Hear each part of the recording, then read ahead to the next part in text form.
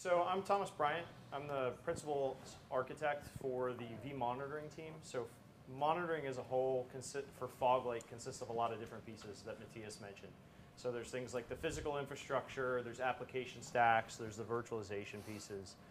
So my primary focus is more on the virtualization side. I'm a legacy Vision Core person from way back in the day. So that's my primary focus, but I deal with all of Foglight in general. So really what I'm going to touch on during this segment is going to be around the virtualization and the storage pieces. And is that, yeah, it is really shaking, isn't it? I'm going to talk about those pieces specifically during this first segment. But again, you guys know to just interrupt me, ask whatever questions you have. I don't have any PowerPoint slides, so it's really just a demo to kind of walk through what we do, how we do it, and then really look. PowerPoint. Man, we're okay with that. But you do have to deal with spinning poker chips, so that's about the worst that it'll get for you. You know, we take a different approach when it comes to monitoring, I think, than a lot of people. Everybody and their brother really does monitoring.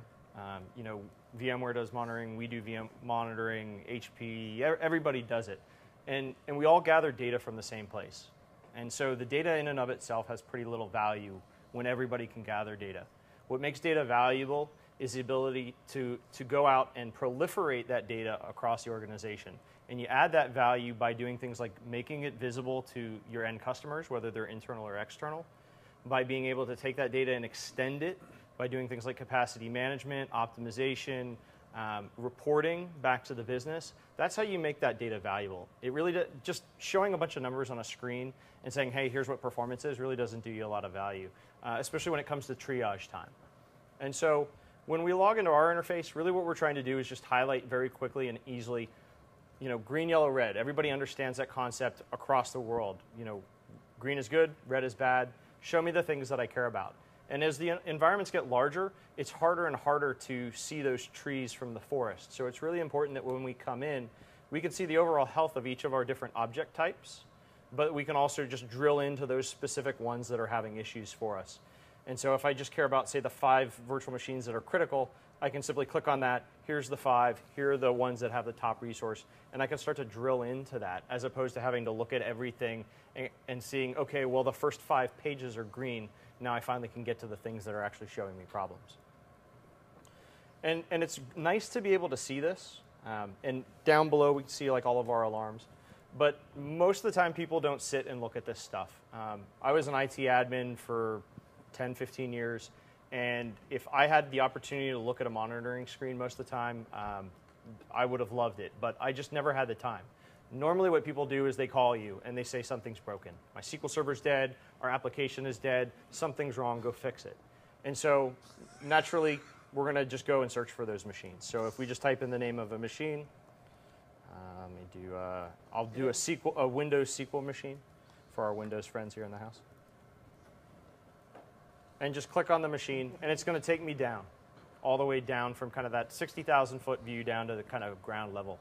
And what we're looking for when we're doing typical triage, right, is we're kind of looking at all of the different pieces. But again, I don't want to throw up everything on the screen because it kind of becomes that kind of diarrhea where it's just like, where do I start? There's so much on the page, you don't know what is actually actionable and what's just noise.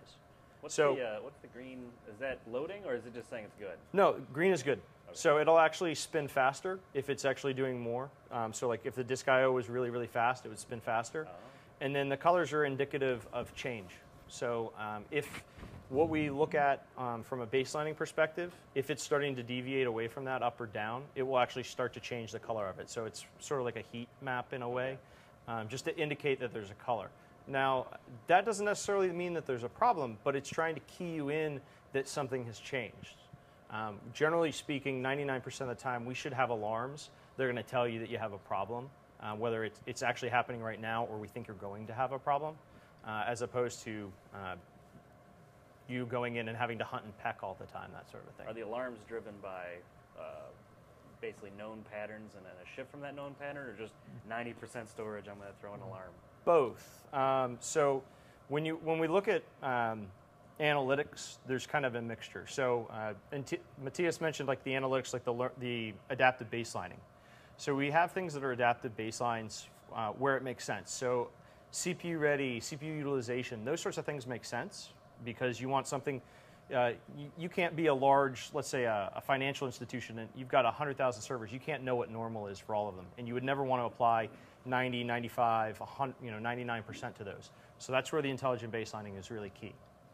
Okay. We also do the traditional thresholding. So adaptive baselining doesn't work so well when you have things like storage latency, because if you learn normal is 200 milliseconds, that's never going to be a good thing. Yeah, that's always going to be bad. So we mix those in there. And then kind of the third one, which is a mix between the two, is actually extending the value of the data that we get by deriving new data points from it. So a good example of that, like storage, is a prime example of that. I frankly don't care if a drive ever gets to 99%.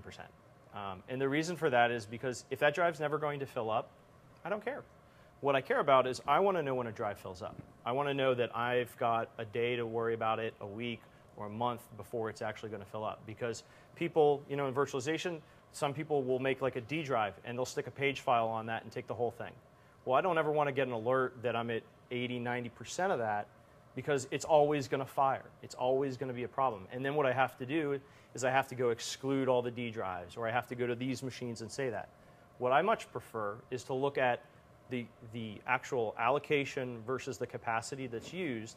And if we look at capacity over time, we can derive a growth rate, because if that value is going up or it's going down, we can tell over a long enough period of time if it's actually growing or shrinking. Mm-hmm. And if it's a year or two out, I don't care that it's ever going to, I don't care that it's at 90%. It's a year away. It's not actionable today. And for people that are doing monitoring, they need actionable data today, right now. What do I need to worry about? Tell me things that are quick, because otherwise I've got other projects and things to do. So that's a long way to get to the answer, I think. And just one question. Yep. Why is it spinning? It spins because that's just what we do. Because it looks cool. Yeah, it's eye candy to some extent, but it actually spins faster the faster things go. Can the spin be turned off to make it much more happy under VDI? Yes, actually, well, it doesn't actually hit the UI very hard at all. It's just under VDI that you're transferring those pixels. Oh, yeah. Yes. No. Well, yeah, you can turn the spinning off if you really wanted to. Yeah, because just from a UI perspective, any kind of movement gets your eye attention, and that's really annoying if it's fine. Quite frankly, a lot of that's going to go away anyways as we move towards the future, because it is quite distracting. Yeah. And to your point, it can be taxing on things like VDI. Can you scroll down a little bit so we can see the rest of it? Yeah, see like the alarm system. Yeah, and so there's obviously more detail here that you would expect. The alarm changes shape. I've got some guys that I work with that are colorblind, and they have a real hard time with some monitoring systems. Because of hands up. Red green. Things go from red to green, but they don't change shape or anything like that. And they'll never be able to tell. Are you sure it's not the projector? They have to get an email or something. It's a digital signal. I don't think that this thing moving is going to.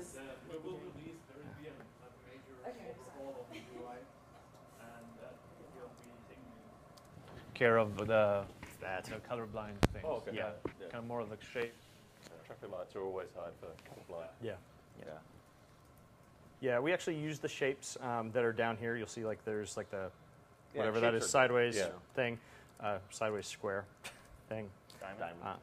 That would be a technical answer, sure. But yeah, and then there's like the little warning kind of marks. So we're going to start to use those more frequently. So how does this tool assist with more of a root cause type of issue? Because that's typically where the monitoring is lacking. So the more pieces that are plugged in, the more intelligent we're going to be. Sure. So if we're looking at just VMware, we can only see so much, right? So we can see essentially what the hypervisor tells us. And so in a case of, let's pick on storage latency, since I mentioned that. What we would be able to go in and look at storage latency is say, okay, it's kernel latency, is it device latency? Okay, it looks like it's all device latency, so it's out there somewhere in the cloud that is storage/network.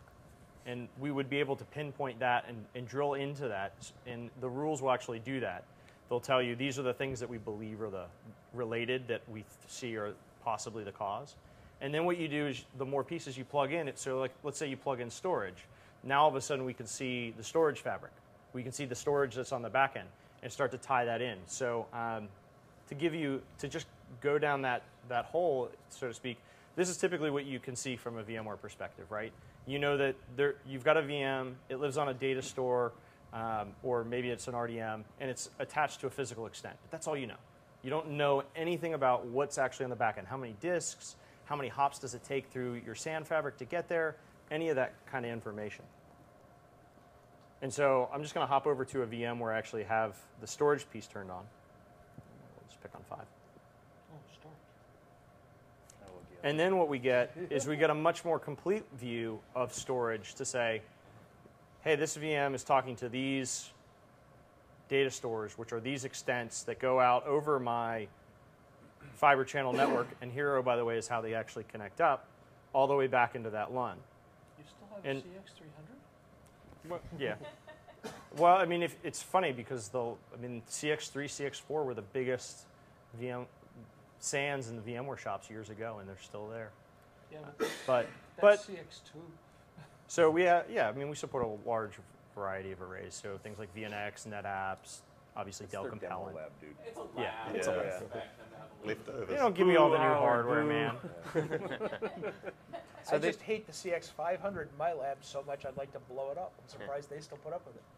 Yeah, so plugged into maybe they're MDS actively trying to blow it up with array. this. I'm sorry? So you're plugged into an MDS and an EMC array. Yes. And you can see all the... Yeah, so we can see and kind of pieces soup there. to nuts from the VM all the way back down to the spinning disks.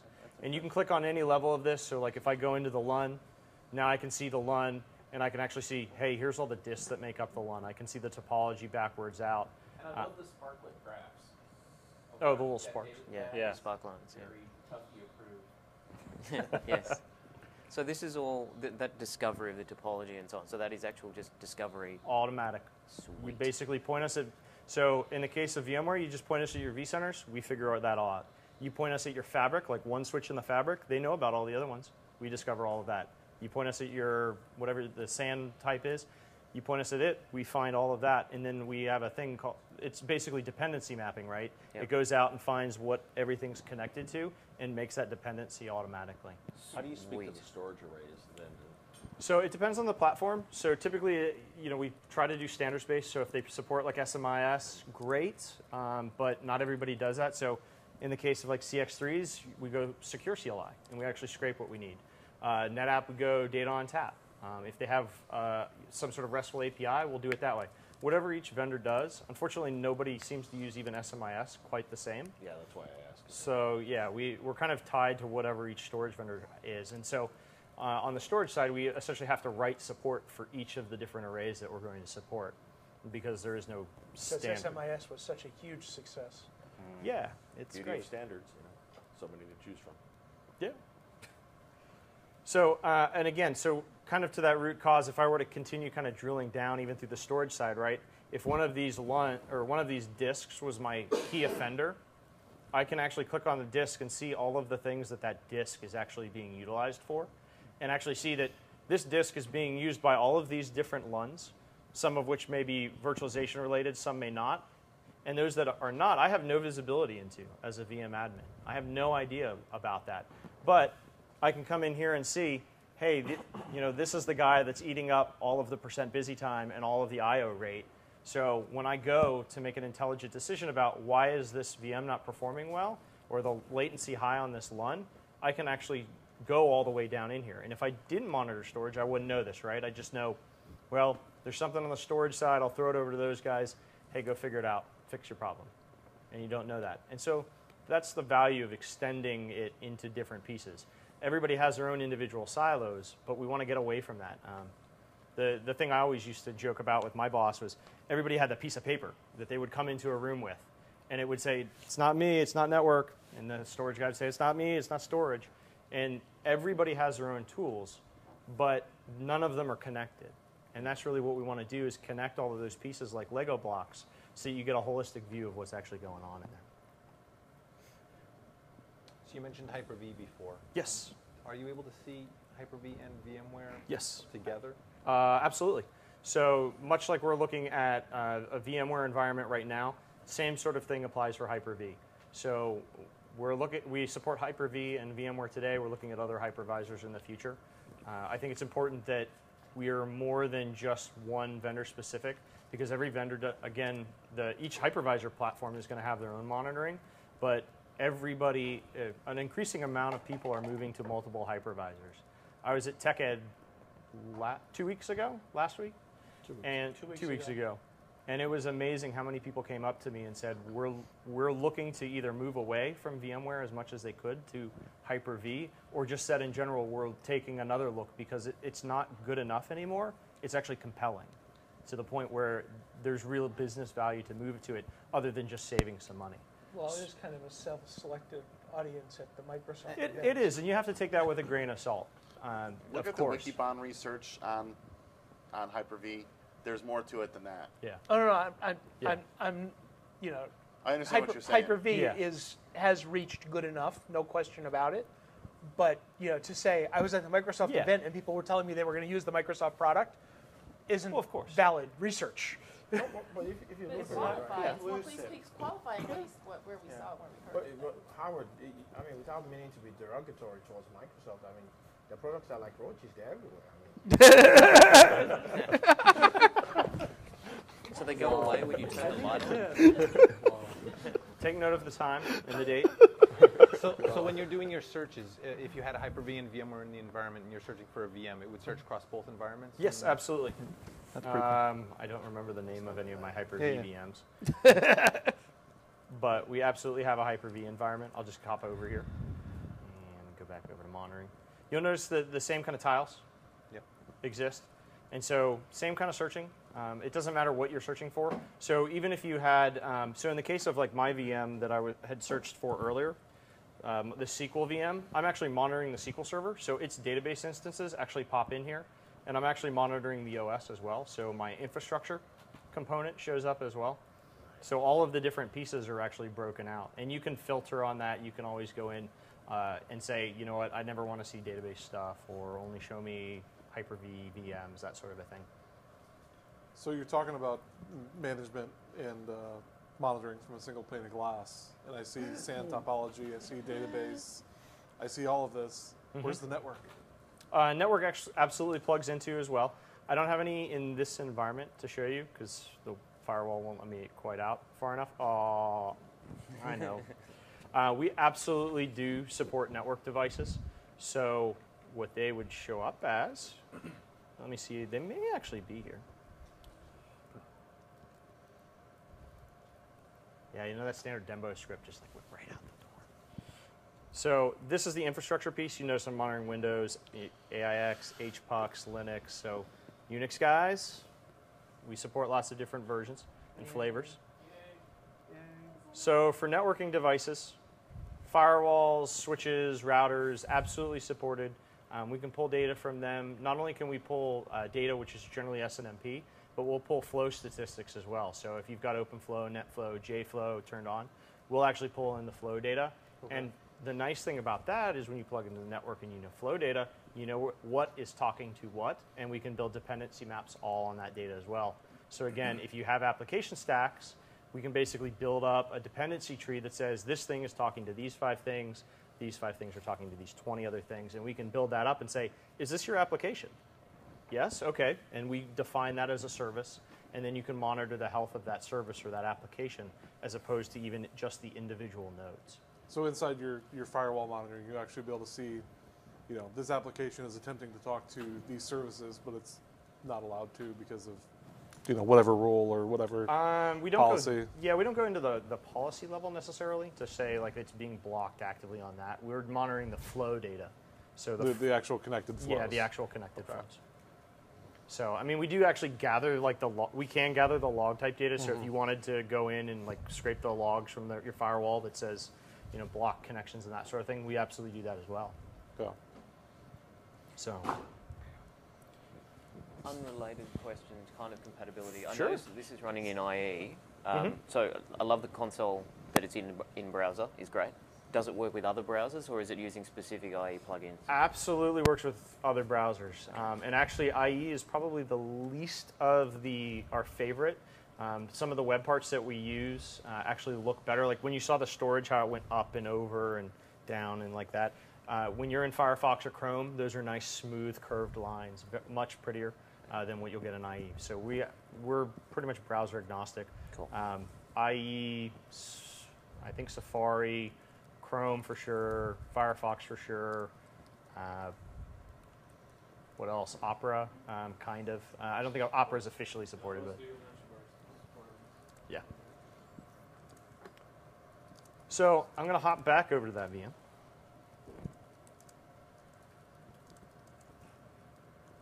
Where to go? And so if we kind of continue on the theme of just kind of looking through the lowest level object, across the top, again, you have the tiles. They're in context, of course, of where you're related. But when you're triaging things, you generally want to know in more detail without hopping to each of those pieces to see what's going on. So now what we do is we try to expose the data slowly or to the specific use case that could be a problem. And I swear that, is that? It's projector. Yeah, it's just got to be the projector. It's just driving me nuts too. There's a question from Twitter asking about how easy this is to deploy. So it'll take you longer to download it, I think, than it will deploy. So basically what you have, it's about a 700 meg download. Right. So download it for Windows or Linux. It's pretty much a next kind of thing. And then it will start up. It takes about 5 minutes to start up. That long? Okay. The first time, yeah. And then it basically guides you through a wizard. When you first log into the tool, it would take you to this page. And you can see my trial expired. But basically all you have to do is hit add monitoring. And then it will take you through what the process. So it'll say, what do you want to monitor? VMware, Hyper-V? Say VMware. Give it the FQDN, a username and password, that's it. And off it goes. Same thing on Hyper-V. On Hyper-V, you basically point it at Active Directory. And it'll go into Active Directory, find all your Hyper-V servers and say, do you want to monitor all of these? You pick the ones you want to monitor, and off you go. Now, there are some caveats to that. Like Hyper-V, depending upon what you want to use, let's say you don't want to use WinRM and you want to use like WMI or DCOM, you may have to do some steps extra. But in general, when we do POCs of this, 15 minutes you're up and running collecting data. Is System Center or VMM required for the Hyper-V? No, or do you absolutely not. To the Hyper-V? Yeah, we go direct to the Hyper-V host to pull all the data that we need to. In the future, we're looking to potentially allow you to collect it from there if they have it, but we don't want to make that a requirement. It's very much a requirement on the VMware side, but there's other reasons for that. Can you pull from any of the other VMware components like vShield, which is VCNS now, or any other places? Or something like that. Yeah. So we actually do pull from View. We don't pull from any of the other components, so we support VMware and VMware View. Shortly, you'll see VCD support. The rest of the pieces can be pulled, just not out of the box. Again, we have essentially a generic data collector that if you can get that data either dumped down somewhere or we can like CLI or SSH into something to pull the data, we can pull it. It just depends on what APIs that they have available. What sort of data would you pull from View? So View, you would want. So right now we're pulling like users, which VMs are they tied to? Because a lot of times when a View user calls you up, they're like, my VDI machine sucks. What machine are you on? I don't know. So you want to be able to know what machine they're tied to. You want to know what pool they're in. You want to monitor the health of the pool, those sorts of things. So today we essentially monitor View and we tie the users back to the sessions and the session details. But then all of that performance data really is coming from VMware. And then from View itself, we get the health of the edge point pieces. Let me just go over there. It'll be easier just to show it to you. As well? I'm sorry? Do you do it for Citrix as well? Not out of the box today. So View, what does user that mean sessions. exactly, not out of the box? So we do it. So there's essentially we call everything a cartridge. So like VMware View is a cartridge separate from the core platform, and so same thing with VMware. You basically load in the pieces that you want because the idea is, everybody has 1,000 tools out there already, and you're not going to displace all of them because those projects just fail, right? I mean, people go in and they do these massive SAP kind of things or Oracle, and they do all the modules, and it never gets there. The nice thing about Foglight in general is that you can basically take one piece or however many cartridges you want, plug those in, and then if later on down the road you want to add more pieces in, you just load in another cartridge. You don't have to go add more management servers or do all kinds of fancy things. You just throw in the cartridge pieces you want. Are these sort of paid add-on things? Yeah, they're okay. Yeah, each cartridge is separate. So, like with what we're looking at today, the VMware pieces are all like per socket. We have never subscribed to the per VM cost. But that gives you the management server. It gives you monitor a socket of VMware. It gives you all the VMs on it for OS collection, like if you want to monitor the OSs. And it gives you all the view that you could want to monitor as well. Because at the end of the day, view is connected to VMware or physical machines, because you could have, you could have user sessions that are actually tied to physical machines. And then if you wanted to add on storage, you'd add on storage. And that's the same kind of thing. So that's a separate cartridge? Yeah. Network is a separate cartridge? You got it. Okay. How So there is a physical Citrix boxes licensed? Same general way, per socket count. We just care about. We try to keep it all per socket or per unit count. So like on the network side, like an IP address. It's got an IP address, that's one. One pullable device. Yeah, exactly. Okay. Same with SAN fabric switches and stuff like that? So actually, storage is a little different. Storage is per socket of the endpoint that's connected to it. So if you wanted to monitor, let's say you had a VNX or a vMax, you can point it at that.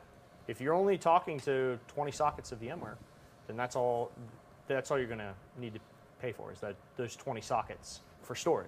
Okay. Because but I'm not covered under the VMware cartridge. I'd have to buy a... Yeah, you'd buy 20 sockets of storage as well. Yeah. Okay. Because the idea there is, it's great. Again, it's going to give you some insight when you're looking at storage to say, well, this is the LUN. But if you don't know what's connected to it, then maybe there's some data there. But if you're not monitoring the endpoint, you don't know what's necessarily connected. And more importantly, if you're not monitoring the endpoint, then you don't know what the application is that's running inside of it that's actually causing the big I/O workload sort of thing. And so per socket, does that include application monitoring and all that stuff for the physical host, or for the VMs and the hosts and all that stuff? Do I need to add cartridges to, okay, so this is a real piecemeal sort of thing. Yeah, it can be. I mean, if you get into the point where you're getting everything, you may... Yeah, because you're showing us the whole, in order for me to see the whole stack, I'm going to, if you wanted to see it, most people, regardless of what tool they use, whether it's us or somebody else, they tend to start small. I mean, they tend to start with VMware. Maybe they go to storage next. They've got the OS piece as well.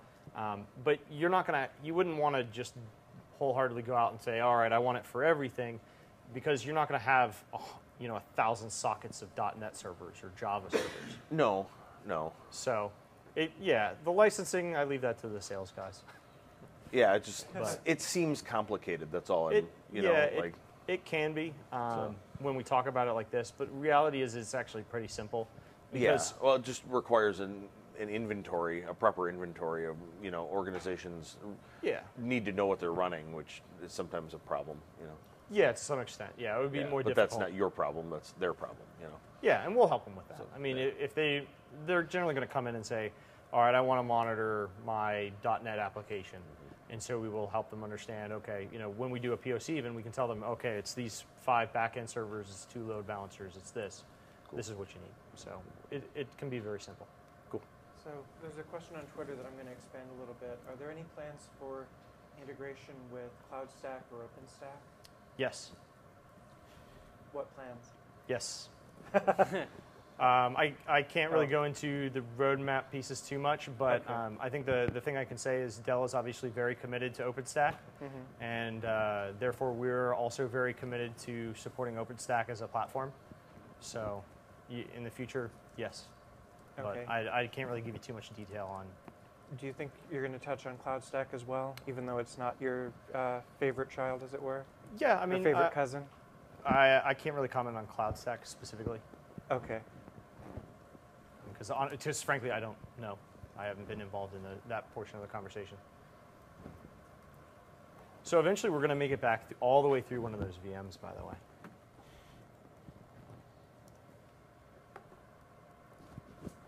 So needless to say, we support you. Are you going to touch on the chargeback aspect of that slide team? Absolutely. We'll definitely go through that.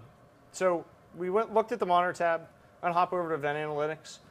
Because I think this is important for people to understand, because sometimes we're not the problem. People are.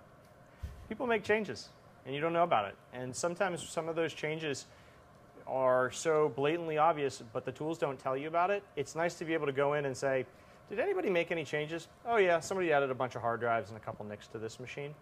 Does that look like it's related to the disk I/O problem I'm having? Yeah, maybe. So what we want to be able to show with event analytics is, we want to pick up these issues and tell you that we're seeing things and that we believe that that could be a root cause. But for those times that maybe we don't catch it or it's something else, it's nice to be able to come in here and see kind of the human aspect of monitoring, because people do make changes. They change the number of CPUs. Why didn't you do it in the middle? Why'd you do it in the middle of the day? And go, choke Matthias out for why is he making those changes, not following change control. So then after that kind of high level of going through the high level pieces, then what we tend to break it out is into the individual pieces where appropriate. So in the case of VMware, a long time ago, CPU used to be the biggest contention. Not a problem anymore. You either have it or you don't. CPU ready gets high, and you look at your ratios. We've got some alerts in there that'll tell you, hey, your CPU to vCPU to core ratio is really high, slow over here, storage vMotion, or vMotion. Memory, same kind of thing. Memory, you either have it or you don't. You're swapping, there's other things there, but it's pretty easy to triage when you have memory issues. Memory limits to VM. Yeah, memory limits, things like that. We'll tell you about all of those. The bigger pain these days, from what we hear from customers in the industry, tends to be storage related. And so the first thing you'll say is, well, storage DRS takes care of this for me. Yeah, it can. And so for people that own storage DRS, it can. I would say no. But because most people don't use it. And most people don't use it. But when you're making a decision, you want to look at not just what's happening right now, necessarily. So when we look at storage, there's two different pieces, obviously. There's capacity, and then there's the performance of it. When we're looking at the performance of something, and we have a pain, we want to be able to look at whatever time frame we're looking at up here, by the way. I'm looking in the last hour. The average latency has been 29 milliseconds, and my peak was 92. Well, if I wanted to move, where would I move to?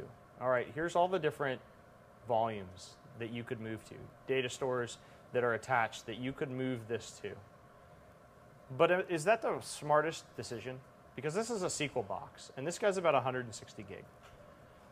Let me come down here and look at the other I/O distribution workloads that are running on this same data store. And does it make more sense when I'm feeling pain to look at my 160 gig SQL box and do a storage vMotion? Or would it make more sense to maybe go look at app W2, who's running more I/O workload, who in this case is actually about 40 gig? Well, it's a heck of a lot easier for me to storage vMotion a 40 gig VM than it is a 168 gig VM. And that will potentially get me past my hurdle of pain, right? Because the higher I/O workload guy is going to be the highest piece that's driving the latency to that data store, potentially. And if you're not looking at the storage on the back end, this is about as much insight as you could see. So let's make sure we move the right workload as opposed to just moving the giant one that's feeling the pain, when I could actually move this app W02 off, which will alleviate the pain not only for my SQL server, but any of the other VMs that are on that same volume. So how proactive would Foglight be to let me know that that's going on and kind of suggest that change? Do I have to have a user telling me this SQL server is running like crap? No. And then move the rules engine within the tool will do a lot of that for you. So we're looking at things like so in the case of storage latency, again, you're going to get an alert that would basically say, this volume has high I/O through or high latency, and then these are the potential things that are causing it, or these are the workloads that are impacted by that. When you click on any of the alarms, let's say it sends you an email, it'll take you in to the actual page where the alarm is. It'll show you the alarm information. It'll show you all the related services and pieces that are tied to this alarm. So if it's on a data store, you're going to get a list of all the data stores attached to these VMs. These are the things that are potentially impacted by the problem that you're having. Okay, and then can you kick off the movement from Foglight, or Absolutely. then you go in and So let's go ahead and move that guy. So if I wanted to move it, here's a list of the machines, or the vSphere hosts that I could move it to. If I wanted to move it to a different volume, I could pick the volume and hit finish. Okay. This is tied to your VIC credentials. So even though I log in, if I don't give it VI client credentials, I can't do anything. So the service account that we use to pull data is totally out of band from people that are actually making those changes. Mm-hmm. So you absolutely have the ability to report and audit against who's running this stuff in your environment, all from one tool. And by the way, I want to go on record. I was not the first one to say single pane of glass. Somebody said that earlier. But we've already punished that person. Okay. The beatings will commence later. I want to ask what might be a stupid question. You can drill down in a virtual environment for vSphere, Hyper-V, what have you. Sure. Can this have, in any way, shape, or form, hook into monitor physical infrastructure? Yep, absolutely. So you can monitor a physical server? Absolutely. Okay. So when we monitor Windows, Linux, all the Windows, above? Linux, Solaris, HPUX, AIX, Solaris Zones. Is that all agent-based then, or does it use WMI? Or most of that's agentless. There's a few cases where it's agent-based, which would be AIX, I think, is the major one that's still, and then Solaris Zones. But for the most part, we try to be agentless on everything. You can still install it on the box itself if you wanted to, because sometimes there are good, valid use cases for that. A good reason, or even have multiples behind a firewall. Different classifications of networks, for example. So you may have different classifications of networks, and let's say you have a trusted environment. You don't want to have, 50 agents out there or whatnot. You could have one behind that firewall collecting data and then punching one hole through the firewall. Right. And let's say for a scale purpose, you can each of the agentless monitors scale up to about 256 different machines. So at some point you're going to have another one, right? Well, you can take those two and actually concentrate them up to another one, and then have that one punch through the firewall.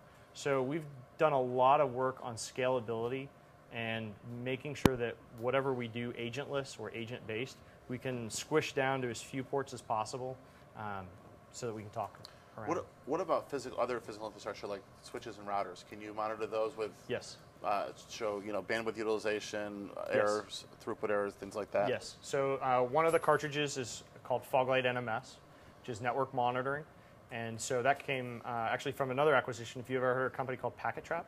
Yeah. So a long time ago, we acquired them, and that became part of Foglight NMS. Just like the virtualization pieces that used to be called vFoglight, you're probably more familiar with that name, came from the Vision Core acquisition that I was a part of.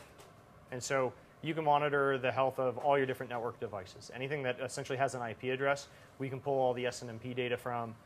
We can tell you fan speeds. We can tell you how hot your CPU is running in your Catalyst switches. And we can tell you all about the flow control all the way down to individual port levels if you wanted to.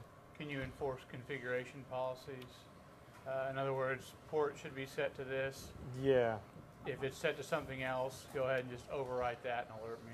I'll have to get back to you on if we do that, because I don't know if we can. I know we can store and push configs, but I don't know that we do policy enforcement. But can you write that down for me by chance? We'll get back to you on that, because I'm not sure. What about in other areas? And I'm asking is not a storage or virtualization person, but could you put policies on the virtualization side or the storage side where you said, you can only configure VMs this way, and you can only configure or provision storage in this manner? Yeah, we don't really get into the configuration management space. Okay. It is possible. The framework allows for that, but we have separate tools within the Quest Dell software group portfolio that do that sort of thing. So some of you guys mentioned physical systems. This is essentially kind of what some of the pieces of the physical system that we can pull. Right, so process level detail, we can get down and tell you individual like CPU utilization, all that sort of thing. But again, it's nice to have all of this in a tab, whether it's a VM or physical machine, because you can see what was running. Way back in the day when I was an admin and I was using this tool, we had those perfect storm type of situations when people would call us up and say, hey, payroll didn't run over the weekend. And I pick on payroll because it actually happened to me. We had payroll, it took like 18 hours to run payroll. And if you've ever been an IT admin, the last thing you ever want to do is be the guy that stops like 8,000 people from getting paid, because that's kind of bad. So essentially what we had to do is sit there and watch on Saturday night when payroll was running to see what was going on. And so that's one of the reasons we looked at tools like this, is because we could actually monitor performance data and go back and see what was happening. And it just so happened it was our antivirus updates, it was Windows updates, and then there were some other tasks that were kicking off. All random, but all happened to hit right around the same window. And so that was what was killing payroll. So we wound up having to just go in and tweak it. But it was a lot nicer after we had bought Foglight, because then we could actually see, hey, here's what's going on. And, well, this is what's going on right now. But just like any DVR, roll it back, and see what was running back then, and more importantly, what were the things that were changing. Again, I can throw up all the process data in the world, but that doesn't really tell me a whole lot. What I want to know is, what were the things that changed during that time period that actually might be the root cause of my problem that I'm having? How far back? Is that a configurable thing? Forever. As long as we're monitoring the system, we keep the data as long as you want us to keep it. Oh, are you keeping all of the data? So we do roll-ups. You do? Okay. So are the roll-ups configurable such that they're... Absolutely. You understand the problem with roll-ups is, Yeah, you know, it gets as big. soon as you start averaging things, it becomes less and less useful. That's a really good point, actually. So it does, but it doesn't with us. Okay. The reason for that is we do a little bit different on data. So we absolutely roll up the data. We do averaging of that data over time. So we store data as quickly as you want us to store it. Usually we collect data like every 5-10 minutes, depending upon what it is. We store that actually in memory, and then we write that down to the database, and we store it in 15-minute chunks. And then eventually, after a couple of days, we roll up to 1 hour and then to 4 hour, and we store that forever. So after a couple of days, the data is useless then? Potentially. So you can change that, but the important thing when you go back, and when you're looking at data, let's say a year ago, what do you care about, right? You want to know... Yeah, a year ago, I probably want trends. Well, okay, even like 2 weeks ago. You want to know peaks, valleys, what was the average utilization, standard deviation, that sort of stuff. Yeah. We don't get rid of any of that. So what I'll tell you is, let's say you rolled up to an hour, and it was 4 15-minute chunks. I could tell you, when you look at that 1 hour time slice, there were 4 data points. The average was 50%. The peak was 99. The minimum was 63. Your standard deviation was, 6.7%. So we keep a lot of that to try to keep at least a little bit of that value. Yeah, that's more helpful than some. Yeah. But if they really want higher level data, then you absolutely adjust the roll-up periods. I have a couple of different customers that actually keep 5-minute chunks for 18 months. It's a massive database. Well, that's the trade-off. Yeah. But if you're prepared for it, you know, like for me, I'd like to have a month or two of high-res data. As soon as you start averaging that stuff, it all your peaks go away. And when I'm trying to find a problem, I'm usually looking for that peak that maxed something out. Absolutely. Yeah. So. Yeah, and so we'll collect all that. We'll keep it as granular as you want.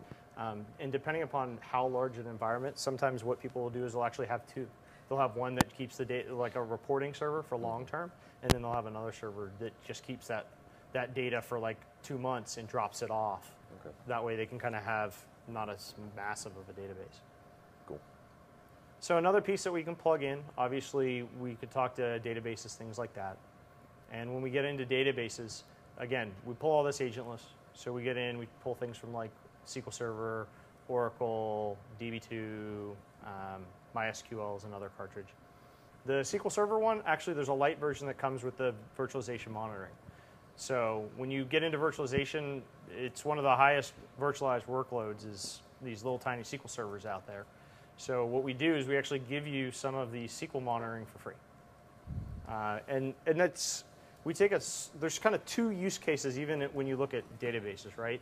So there's me, the IT administrator, and I care about the health of my virtual environment, maybe a little bit, but I'm not a DBA, so I don't care what SQL queries are running, nor would I even know what the SQL query means. And then you have the DBA who actually cares about that SQL query level, how well are things running, what are the different types of I/O trends. So when I'm looking at a VM and I'm looking from an administrative perspective, I want to see the things that are important to me before I pass it to a DBA. So I want to see how each of my instances are running if there's multiple instances. I want to see how many sessions, are there deadlocks on the database.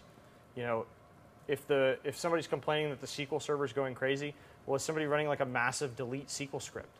I want to be able to know that, so when I go and call the SQL guy, hey, it looks like somebody's running a massive SQL delete query on your database, and it's taken up 33 megabytes a second.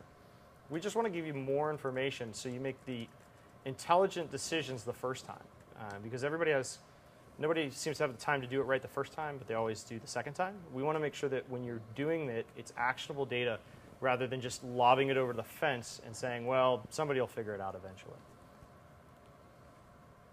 And then if they want more detail, like the DBAs, then essentially there's a little view and explore. I don't know how easily you can see it. Oh, okay. that will actually then kick us right over into the database. And if I wanted to hop through, I can go and look at all of the different database statistics, everything that's happening there. We touched on administration. Needless to say, we can do some of those tasks. I forget what I do when I tab between tabs in my browser. If you're tabbing between applications, it's nice just to have it in one place. And again, you can go through, you can audit this sort of information and see what's actually happening, like who's making what changes to the environment. We talked about the SAN piece, so I don't know that I need to go back through the SAN piece, but you mentioned costing. And so the next kind of spot is chargeback, showback, and capacity management. So I'm going to hop actually back up to the high level of my VMware environment. Get rid of that. So you want to do chargeback next, or we can do capacity? It doesn't matter to me. I'm interested in chargeback myself, but. So I use a lot of food analogies, and then, well, just a lot of analogies in general. The way that we tend to look at capacity management, there's, oh man, I can't say the G word. There's roughly 7 different major models of chargeback out there that different people have come up with. There's really 3 common ones. Typically, there's actually only one that we see customers actually implement for real chargeback. But the 2 most common are kind of like the cable company and the power company. Cable company, doesn't matter what you consume, you're paying a flat rate, tiered flat rate. It's $100 a month. Doesn't matter if you watch ESPN or you watch HGTV and Oxygen Network. You pay the same rate. You want HBO? That's an add-on, another $20 a month. You can add on. Very common model, simple, easy for the business to understand. We support that. We call it tiered flat rate. So you come up with kind of gold, silver, bronze, small, medium, large, whatever those happen to be. It's $100 a month, $500 a month, whatever it is. Boom, that's what the price is. Doesn't matter what they use, that's what it costs. The other type of model is called measured resource utilization. And this is very much like the power company. It's hot in the summer, it's hot here. You're going to pay more because you're using more air conditioning. Those, spring and fall months, not really doing much, you're going to pay less. And so we break that down and we can show you, over any time period you want, which servers are costing you more. And the way that we do that is we ask you what the cost of those hosts are, and then you weight CPU, memory, disk. Yeah, because usually the challenge is, 2 challenges really present themselves quite often. Number one, a lot of companies don't really know what to charge or how to break down the price. So hopefully you provide guidance on that. Number 2 is how then you would then present those charges internally. Yes. Not talking to service provider, that's more easy. Yeah. But internally, so that you actually can show specifically, this is what your business unit consumed, and here's what it costs us to provide that. Yes, absolutely. So regardless of what model you choose to do, part of it, the exercise is always helping the business understand what the costs are associated with that. It's generally more of an exercise with like an Excel spreadsheet, quite frankly, because you have to go through and you say, okay, what are your host costs? What is your storage cost? What are your interconnects? All that kind of stuff. You munch all that together, and then you even have to kind of figure out what's the level of density that you want, right? So most organizations have some level of, well, they want to get 10 to 1. Well, if they want to get 10 to 1, that's going to break out to be 1,000 VMs in this environment, and out of that 1,000 VMs, how do we want to break that cost up? Between CPU, because you're buying a server, right? How do you break out the memory cost from the CPU cost versus just the iron to have it in there? Generally, that's an exercise we have to assist them with. We have spreadsheets. Everybody has a spreadsheet that will basically take that cost and say this is roughly what it would be if you want to do MRU. What kind of model do you want to do, like small, medium, large? This is kind of where we think you'd price it out. Okay. But it's generally a little bit more hands-on than just a wizard kind of a thing. Sure. And then as far as what it reports to, what we do is we take the machines, physical, virtual, whatever they happen to be, because we monitor both, and you assign those to a host group. And so a host group could be a business unit, it could be a cost center, it could be marketing, sales, whatever you want it to be. And those either can be built manually or we can build those automatically as well. So a lot of people will use like VMware custom attributes. Good example. We'll just suck on all those. We'll basically write a rule that says go find all the custom attributes and make a service for each one. And any VM that has the cost center of 1, 2, 3, 4, boom, it goes in cost center 1, 2, 3, 4. If they have a CMDB with the data, we'll do the same thing. We'll take that data, and we'll basically build up services for them, because the last thing you want to do is make it manual, because people just, they won't go in there and do it. Have it automatically find machines once a day or whatever and add them to the appropriate host group or service. And then when you run a report, it will just automatically go and find all those machines that are part of marketing or sales. And what they'll get, let's take a look at this one. We'll let it run. I should have tested this before I got up here. If it blows up, that's all right. Live demos get a pass. Well, worse will be there'll be no data in it or something. Of course, I say that now, and there probably won't be any data. Whoops. I'll just run it again. You're also handicapped by the fact that you're on IE. Yeah, it's not my laptop. We love IE, really. We do. All right, let's see. It's the worst browser ever invented. Oh, and there's Adobe Reader. All right, it gets better. Well, if it was Chrome. Oh, please. If it was Chrome, there we Adobe go. Reader would crash it. So, right. here's the cost of the. So here's the overall breakdown in this case for the whatever that is, prod department. CPU, memory, network storage costs. There's a bunch of add-ons. 95% of the total cost. Yeah, so like SQL licenses, VMware licenses, whatever you want it to be. Okay. Yeah, here's the breakdown of the machines. Here's the add-ons that it has. $5,000. Put $5,000 worth of NICs and HBAs in it. Put $10,000 worth. And you can see it actually says like this is not a bill, so it's not like a real bill.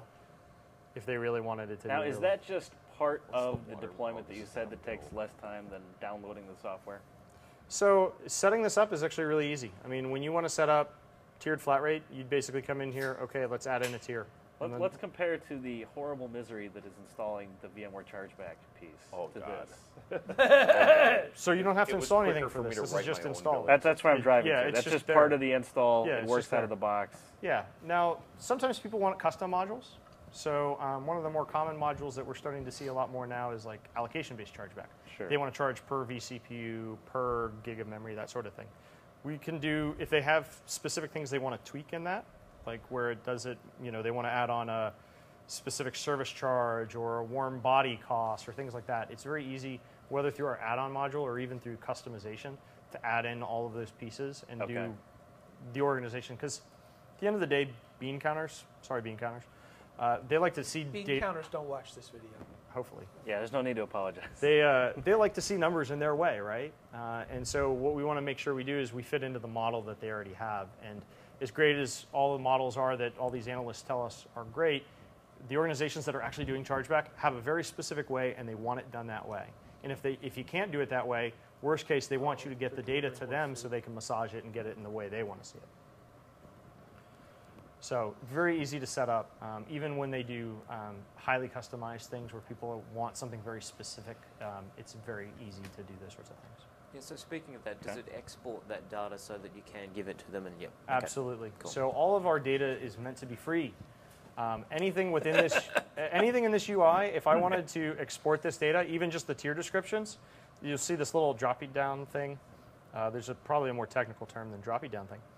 You just hit export widget, and I can pick PDF, CSV, Excel, XML. Sweet. So not only do you have that ability within each of the dashboards, but one of the more powerful pieces that we can actually hop to now is the ability to do dashboarding. And so when people do dashboarding, the way I relate it back to when I was an IT admin. I had this horrible spreadsheet that my boss wanted me to fill out every week. And I hated that spreadsheet with a passion because it took me almost an entire day to fill out the spreadsheet. And it drove me nuts. But she wanted to see the data in a certain way, and that's just how it had to be. And that's fine. We don't want to recreate the wheel here. Let's take that report and build a dashboard that looks exactly like that and not make you have to go spend a ton of money to do it. So essentially what we can do is we can take any data point in here. I'm just going to make a new dashboard. And I'm just going to use all the data. I'm going to skip all the wizard stuff, so I don't care about any of it. The biggest decision you make is, do you want it to be column-based, or what you see is what you get kind of drag and drop? I'm just going to make it a single column. And so my wife is an artist. She gave me this cool analogy. It's like a canvas, and what you do is you paint data onto it. So I come over here, and I find any point of data that I want. So VMware storage, any of the things that you have installed that you're monitoring are all in here. All right, let's go grab some VMware data. Give me a table with all my virtual machines. Okay, let's create a table. Let's go grab name. I'll just go grab like CPU utilization. Oops. I can click. And used hertz. All right. Well, you know what? I need a summary value. So why don't you show me the average utilization and average hertz used? But actually, let's sum up that one. And let's just call that VM name because I want it to be like that. And heck, let's make it bold. Click next. Okay, here's your table. You want to filter that some more? Okay, well, let's order it by name. Let's, only do ones that match a certain rule.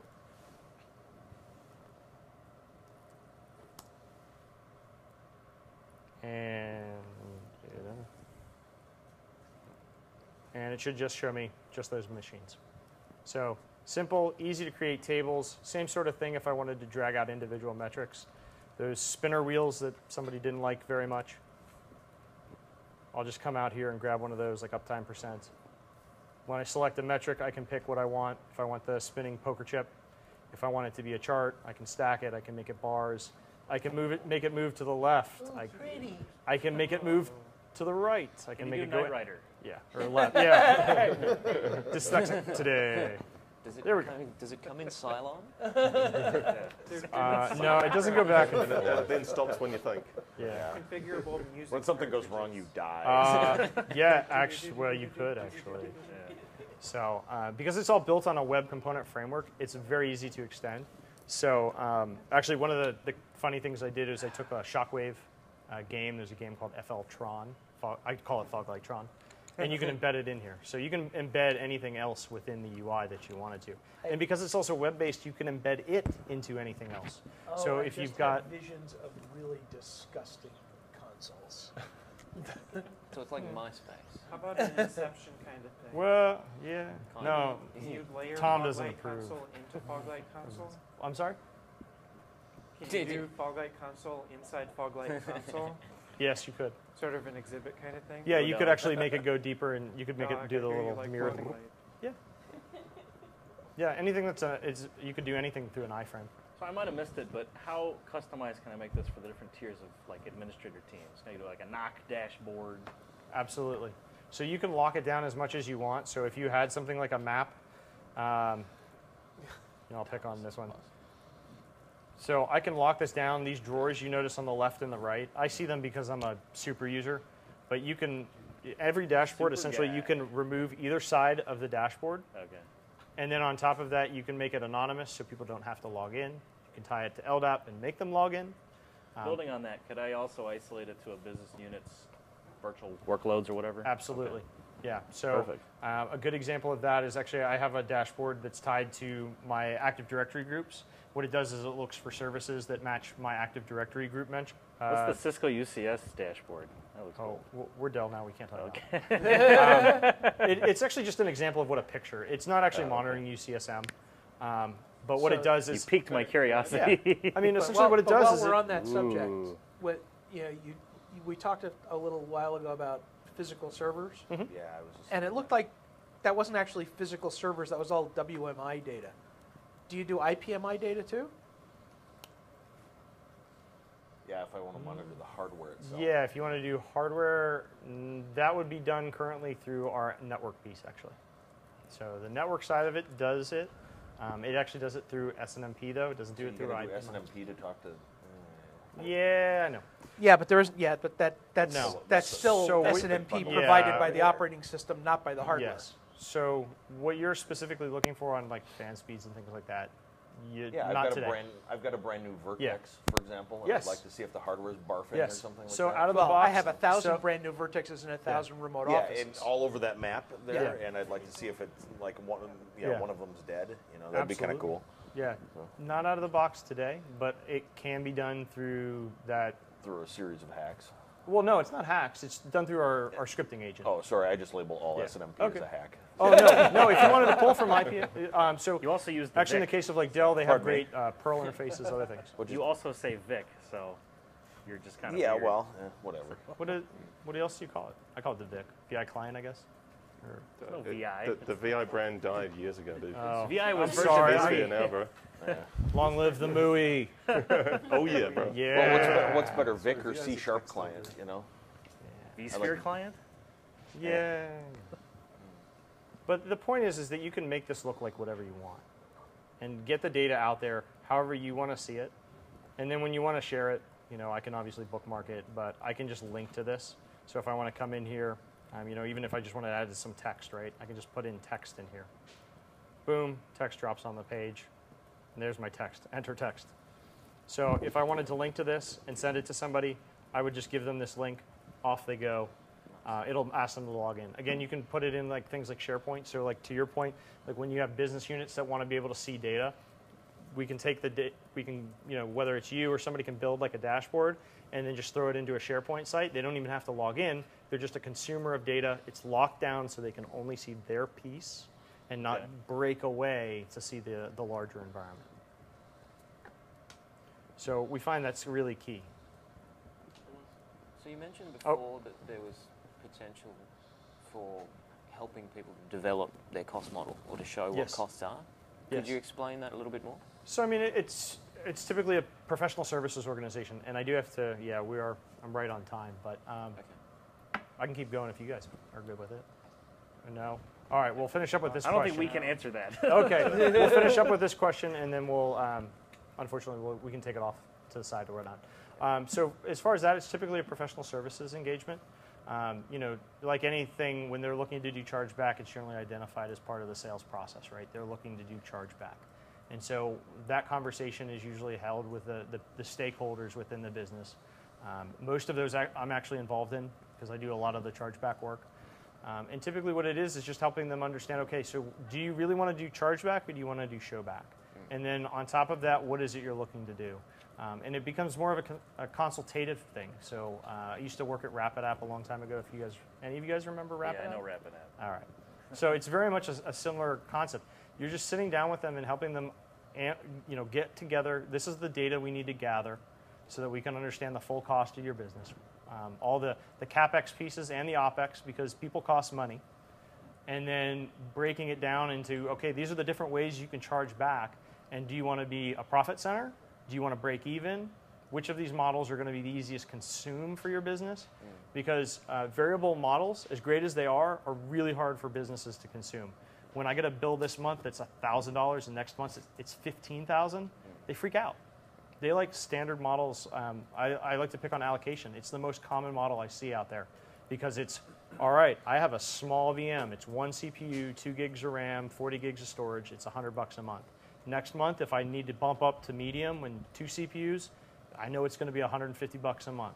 Now, you're never going to recoup. You may recoup more than what you paid for in a case like that because the utilization will never be 100% of everything, so you then have to account for that. But that's the most typical model we see. It's very consultative.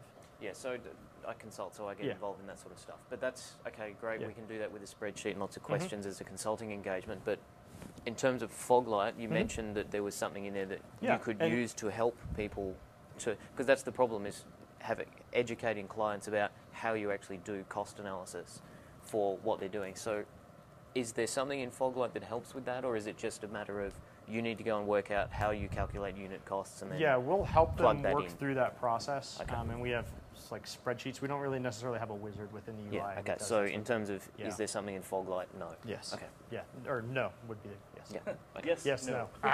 Yeah.